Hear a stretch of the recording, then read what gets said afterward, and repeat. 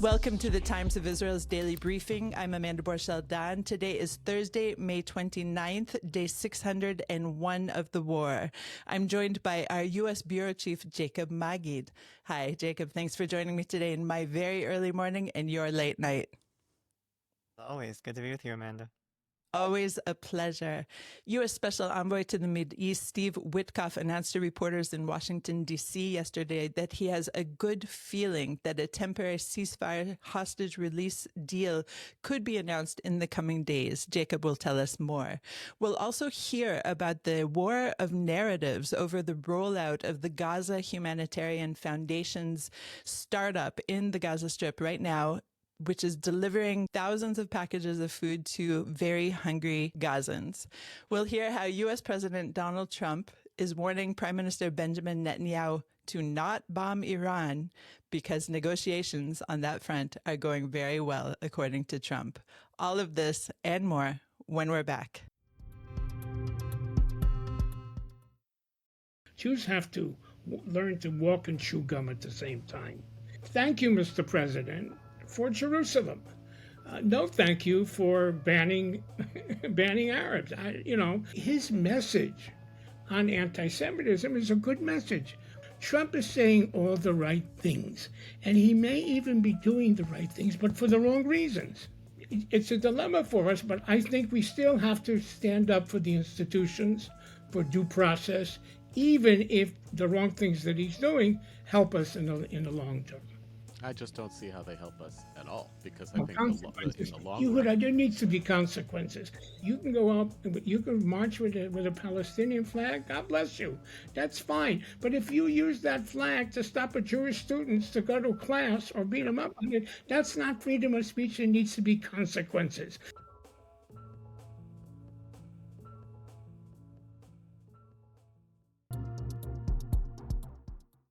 And we're back. I'm Amanda Borschel-Dan here with our U.S. Bureau Chief, Jacob Magid.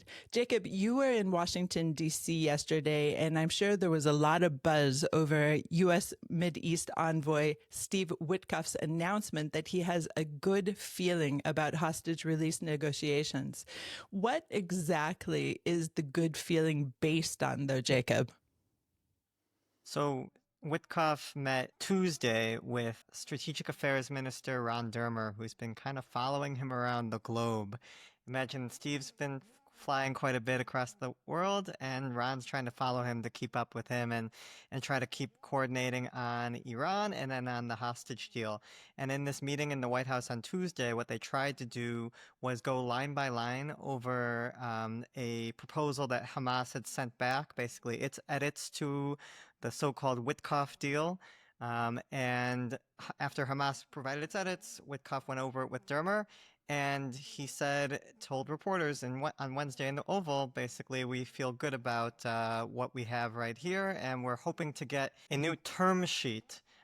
He put it in either in the coming hours. He even said that he hopes to send off, apparently for Hamas to then take a look at it for itself.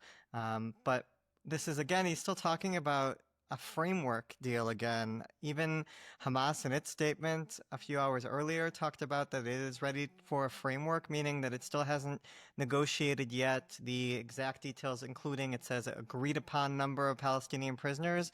That's a crucial point that hasn't been hammered out yet. So even if we've gotten this framework that Witkoff feels good about, my understanding is that we're still several days at best from reaching some sort of agreement. The one U.S. official I spoke with was a bit more optimistic and said, no, we could get it in a matter of a day or two once this framework is put together to the sides. But again, I just think we're still at the same crux of whether or not this is going to be something that Hamas considers a permanent ceasefire, or whether it's something that it sees as still a temporary ceasefire with not enough assurances that it will lead to something more long-lasting. Witkoff, in his comments at the White House on Wednesday, started saying we're going to get a long-term ceasefire, and then he added a temporary ceasefire. He recognizes that he has to be very careful with how he uses his words, because both sides want to see something different from what this deal comes to be. Israel wants it to be a temporary ceasefire and be able to resume fighting if it so chooses, while Hamas wants it to be a temporary ceasefire that leads to a permanent one. So basically a permanent ceasefire. And because of that, Witkoff, I guess, has to walk a very fine line. And while it's good, definitely, that we're hearing optimism, I don't think we're there yet. Okay, so words matter, obviously, and I assume all of these negotiations and the deal itself are being written out in English. The one they're really going by right now is in English. Obviously, sometimes it's translated in Arabic or Hebrew for the Israelis and Palestinians to share to their publics, but really what they're negotiating is in English right now. Right. And every single word matters. The nuance of every single word, temporary versus permanent, that is just a concept that is, you can't even do that in the Middle East. Meaning, obviously, were Hamas to strike Israel again, if Hamas is still in power, and it kind of seems like that's the direction we're going in. If Hamas were to strike Israel again, obviously Israel should be able to defend itself as a sovereign nation. So this kind of really, I don't want to call it petty, because of course words matter, but this kind of very minutiae macharim, shall we call it? I don't think that's even a word, but it just seems to be holding up the process. And you have to wonder, is there actually goodwill on both sides at this point to make some kind of deal? Or is everyone just kind of stretching it out, with the U.S. pushing everyone along, just hoping that there could be some kind of ceasefire to get the hostages out and the Gazans some relief? Yeah, I think there's definitely not any goodwill between the two sides, and that's what makes Witkoff's job so difficult. And I think it's going to get more difficult the closer he gets to a potential deal. And one example that comes to mind right now is the comments that were made on Wednesday by Bezalel Smotrich, the finance minister, who said that we cannot at this stage agree to even a temporary deal that Witkoff is talking about. I think one would have to believe that he's making these comments because he feels that we're getting a little bit closer to something potentially. And Smotrich basically feels that right now we're squeezing Hamas really hard after basically a 2.5-month blockade of aid, and we have Hamas right where we want them, and if we just keep pushing, then we'll be able to finally defeat them, and we won't need to give the concessions that a deal will still require, and basically arguing that if this temporary ceasefire, even if it's only for a few weeks, Hamas will be able to regroup. So he comes out and says this, and I think it's going to that pressure that Netanyahu is feeling is now going to start coming from that end of the political spectrum. Gideon Sa'ar, the foreign minister, hit back at Smotrich and said these are not comments that are helpful. But I think these politics, the closer we get, yes, in addition to the bad will between the two parties, we're going to see increasing bad will between different factions within Hamas and within the Israeli government. Right. So talk to us a little bit about the factions within Hamas at this point, because there's, of course, Hamas in Gaza and there's Hamas abroad, which is basically Qatar, right? So what's happening here? We're hearing about an increased strife among them as well. Well, I mean, Hamas abroad, there are other countries that are hosting some of their leaders, but definitely the leadership, the ones who are negotiating, are correct. It's correct, are in Doha. There is this attempt, I think, a little bit to try to frame it as the ones abroad are the more moderate, and the ones in Gaza are the hardliners that have been holding up deals. And I think I speak to diplomats involved in the negotiations who agree that there's some truth to that comment. But if you recall, after Yahya Sinwar was killed, the argument was made that now we're going to have a deal. The main obstacle to a deal has been lifted, and now we're going to be able to get a breakthrough immediately. And that didn't really happen. And we heard those same people make those assumptions after Mohammed Sinwar was likely killed. And now we have Benjamin Netanyahu on Wednesday saying also that he was killed, the brother that took over for Yahya. Also, the assumption was now Hamas is going to be more flexible in negotiations. I think that the bottom line is that they're still demanding an end to the war, if it comes in stages or not, but that's what they're willing to agree to in terms of in these negotiations. So yes, there are slight differences between the leadership, and I mean, I speak to some officials who say that there's a difference between the northern and the southern military leadership in Gaza, where the northern leadership is a little bit more practical, arguably, and was against some of these grotesque hostage release ceremonies that the southern leadership led by Sinwar were doing. At the end of the day, though, I think we're still seeing a pretty unified position on the need to end the war as far as Hamas is concerned. Okay, so tell me about the person who's been appointed by the U.S. to interact with Hamas. Who is this man again? Bashara Bahbah is his name. And if you remember, this was someone who was heading the Arab Americans for Trump basically grassroots group that helped to lobby support for President Trump in the previous election. So did a lot of work in Michigan, Arizona, other major hubs of Arabs in throughout the states, and did quite well. And as a result, we saw the appointment of, I mean, it also happens to be a in-law, a machutin of Trump, in Masad Bulus, who's now the Arab Affairs advisor, but also Bashar Bahbah has stayed around in the picture, and he was connected with a Hamas official through actually someone named Suha Arafat, I guess the widow of the former PLO leader Yasser Arafat. That connection was made, and then there was a connection made between Witkoff and Bahbah, and Bahbah proved himself to be quite useful, even though there is actually a bit of a break, several months before this happened, or several weeks even really, where Bahbah came out publicly against Trump for his Gaza Riviera plan, and was very irate over it, felt that it was a real betrayal of the Arab Americans who voted for him, and felt this was just something that he was not willing to accept, and actually changed the name of Arab Americans for Trump to Arab Americans for Peace. But still, he's kept his relationships with certain Trump officials, clearly Witkoff included, and has made himself useful in helping secure the release of Idan Alexander earlier this month. You could think that Bahbah coming out against Trump's Gaza Riviera plan actually made him more of a player in terms of Hamas, because obviously Hamas is not interested in this Trump relocation plan as well. So let's talk specifically about the rumors, at least, of what we're hearing, of what's on the table, and then we'll move on to what's happening in terms of humanitarian aid. Sure. So on the table, temporary ceasefire, it starts. We would see the release of 10 hostages. There's still some negotiations, as far as I understand, regarding how they would be released. Israel's pushing for all 10 to be released at the beginning of this. I think we're talking about a roughly 2-month ceasefire. And then Hamas is pushing to have a little bit more scattered, either 5 in the beginning and 5 towards the end, in order to ensure that Israel holds those negotiations on the permanent ceasefire, which are supposed to begin during this temporary ceasefire. If you remember, some of this convoluted discourse is what we were talking about in the previous ceasefire deal in January. In that deal, Israel was also supposed to hold negotiations with Hamas on a permanent ceasefire, that phase 2. Israel didn't do that. It wanted to resume fighting and eventually did that in March. So Hamas is looking for these guarantees. From my understanding, it's not going to be getting something hardcore like a UN Security Council resolution that keeps Israel at the table. But basically, Witkoff is going to be saying, I'm giving you my word to make sure that Israel remains at the table. Trump will also likely have to say something to that effect as well in order to get Hamas on board.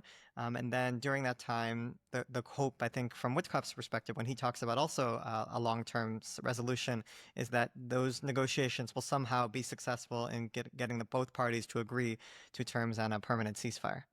So we may or may not hear something very soon on this matter. Let's turn now to the Gaza Humanitarian Foundation, which announced that it opened up a second distribution center in southern Gaza yesterday. Now, there's a bit of a war on narratives over what happened on Tuesday, specifically at the first center. Was it mass chaos? Were people killed? Were people shot at? There are all sorts of allegations. And for its part, the Gaza Humanitarian Foundation is saying, no, there was no shooting. There was nobody killed. So it's really blatant discrepancies in reporting. And even the IDF has said that it fired warning shots in the air, one would assume. So what is going on here, Jacob? Do you have any idea? Okay, I'll try my best of understanding what's happening on the ground, because it is difficult to try to parse some of this out. I think there's some accidental confusion by certain media outlets in terms of different shooting incidents that took place surrounding boxes of aid, and then some more malicious misreporting, I think, in order to probably advance a bit of a Hamas narrative. But my understanding is that we had, as you mentioned, on the third day of operations of the Gaza Humanitarian Foundation, they are now opening a second site. They're trying to get up to 4 in the coming days.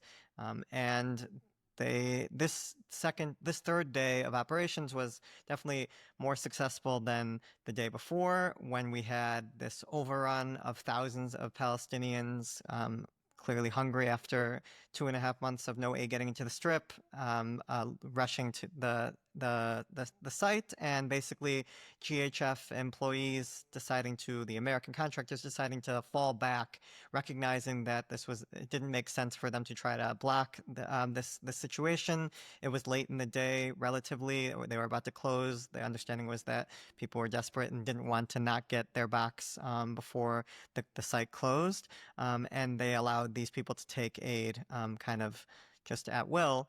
That was on Tuesday. On Wednesday, things were a little bit more smooth. You had, at the end of the day, I think the third day, we had 840,000 meals distributed. Now, this is in about 14,550 boxes.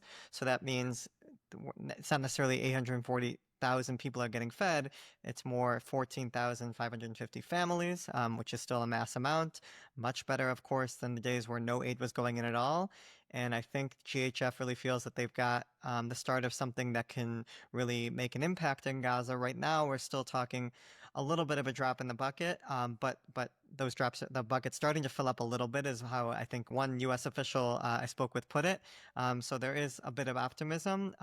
At the same time, there have still, because of the crowding, the IDF at the site on both days has fired warning shots in the air. But GHF was quick to point out, and they've issued these updates to journalists where they say that actually only 2 people had required medical attention. One for dehydration. Another was, I think it sounds like they were basically trampled, but they're both okay. Nobody's been shot. The situation where there was a shooting was a lot more of a murky situation that took place at a warehouse. My understanding is it was a UN warehouse. There were armed people outside. There have been reports that those armed people were Hamas operatives, and basically it seems like trying to prevent people from looting the site, and ended up firing at some of these Palestinians. And there were reports of gunshot wounds sustained by some of the Palestinians at the site. But this was not a GHF distribution center that was fired en masse by Israeli troops or even anyone else. So I think that was a little bit of the confusion that led to a lot of different reports that seem to contradict each other. Right. And if you look, for example, at the Guardian's report, which I read this morning before speaking with you, there are strong condemnations against Israel and against the U.S. for even starting up this Gaza Humanitarian Foundation. And among those who are quoted are, of course, the UN humanitarian aid people whose mechanisms are being basically pushed to the side through this new mechanism that is attempting to give the aid to the people and not to Hamas. So we have more than a war of narratives.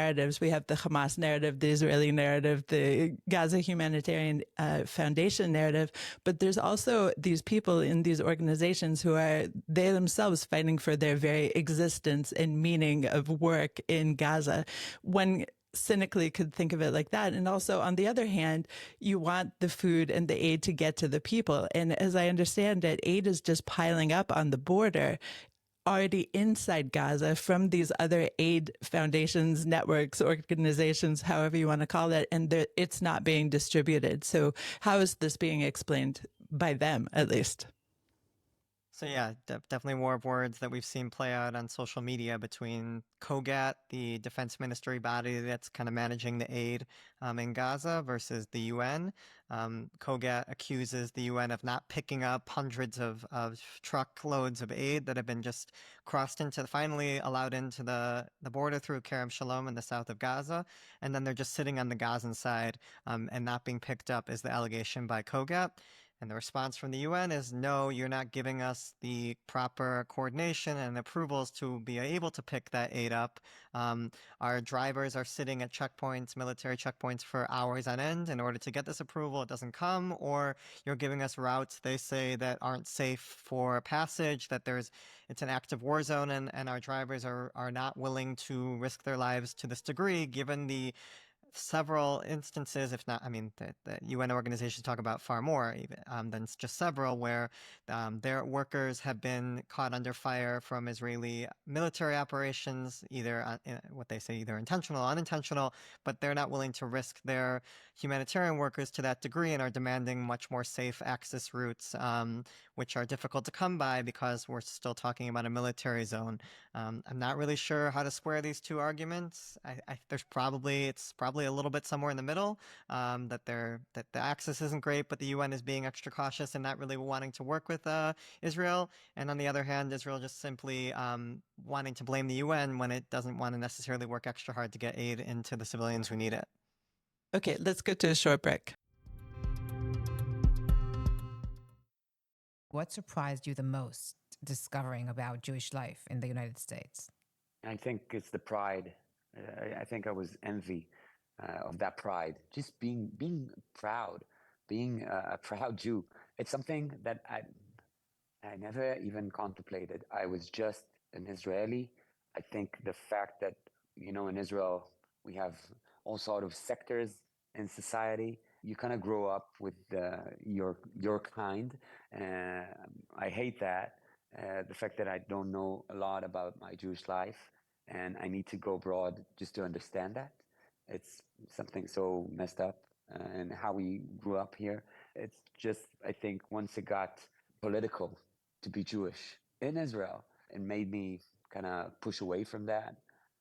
Once I got to LA, once I got just being with my daughters abroad, just understanding what we are, my heritage, where we come from, our story, our values. It took me a long time. It took me a long time to get there.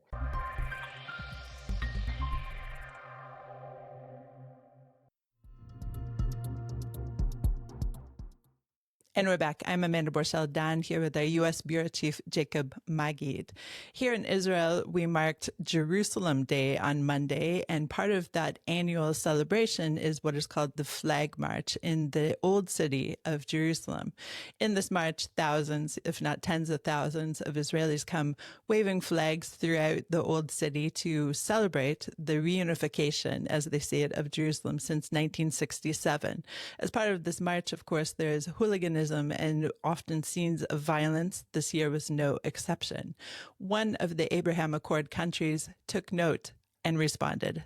What did they say, Jacob? We're talking about the United Arab Emirates, and the first thing that they did was summon the Israeli ambassador to Abu Dhabi, this is Yossi Sheli, for a rebuke at the foreign ministry, and then issued a public statement explaining the decision to do so, but actually also spoke with a senior Emirati official who went much further than the statement that was issued by the foreign ministry and gave quite a few quotes that had to be authorized. This is a government that is very careful about its media image and very rarely does it issue statements like this. Usually if I speak with certain Arab officials, including the UAE, they'll often mask it as an Arab official or something even less specific. But I think they're so fed up with what they saw on Monday at this flag march. I mean, we talked about a little bit of the hooliganism, but we had this death to Arabs, may your village burn, Muhammad is dead, all sorts of slogans that were chanted by hundreds, if not thousands, if you add up all the different angles of footage, and there was quite a bit of it throughout the day of these marchers marching through. They specifically do this when they're in the Muslim quarter. It's clearly a provocation. It happens every year. It seems to get worse and worse every year, and it's not just the words, but it's also the assault of the Palestinian onlookers, the verbal harassment of different shopkeepers who are forced to shut down their stores early in order to allow this march to go forward every year. And just really harrowing scenes that I think ticked off quite a bit the Emiratis and led to this very rare summoning of an envoy. This is only the second time that they've summoned an envoy since the Abraham Accords and the relations were established in 2020, and the first time since the war started. And just to think about, this is not Jordan or Egypt or any of these other countries who have been a lot quicker to really downgrade their ties with Israel since this war began. We have, despite a little bit of a lower public profile between Israel and the UAE at the UAE's decision to do so since the war started. But the UAE has kept flights every day going in and out of Israel. It's kept its ambassador in Israel when others have recalled, at least for brief periods of time. It's even boosted trade ties with Israel. And one of the only countries that Israel trusts in Gaza to deliver aid to Palestinians, and has worked to try to also involve the UAE in the so-called day after when Israel does choose to have those conversations. So I think this is a real statement by what first by the summiting and also what the comments that were made, which is that this official told me it's utterly unfathomable that amid the ongoing carnage in Gaza, the Israeli government, underscored by the presence of several of its ministers, continues to permit this annual spectacle of unchecked violence and extremist provocation. It says it's not an isolated incident that happens every year, and then makes this point quite a bit of a warning. We have made clear in no uncertain terms that we expect them to take decisive steps to put an end to this. They would do well to take that expectation extremely seriously. That's what the official had to say. What they'll exactly do, I think the UAE has made very clear that they're not in a position to just simply break ties with Israel, but there are many steps, including some of the things that they haven't taken until now during the war that I think are now being considered as a result, not just of this, but I think there's other comments, other actions that happened on the Temple Mount that day that they raised in the statement about the summiting, but that's where they are right now, and it's not a good place, I think, that Israel wants with one of its most important allies in the Middle East. In the same topic of warnings, U.S. President Donald Trump apparently warned Prime Minister Benjamin Netanyahu not to bomb Iran. If he were Biden, he might hold up a big finger and just say, don't.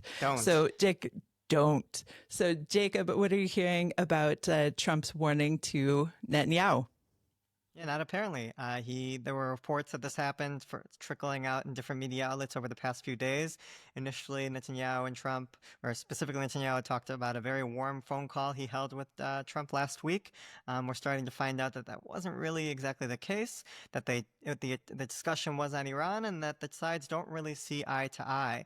The reports were that basically Trump told Netanyahu that we don't want you to carry out a strike right now. We're increasingly worried about a potential Israeli strike. We're in the middle of, and actually not in the middle, but we're feeling very good about the negotiations we're holding with Iran.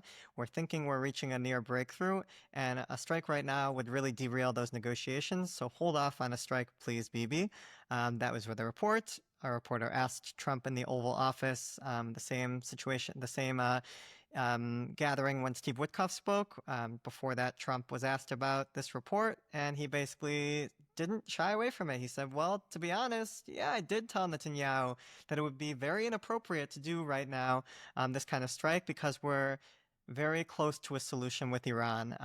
One of the more, I think, candid comments you hear from any U.S. official publicly from a Democratic or Republican administration, definitely something that maybe you felt more common to hear from Biden, who regularly got frustrated with Netanyahu. But now we're starting to see that frustration is kind of bipartisan. So warm or heated, there's a bit of nuance between the two words, right, Jacob?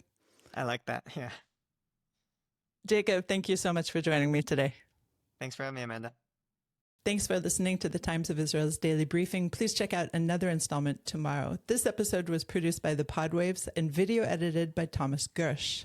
If you have any questions or comments about this or any other episode, please drop us an email to podcast@timesofisrael.com. Until tomorrow, shalom.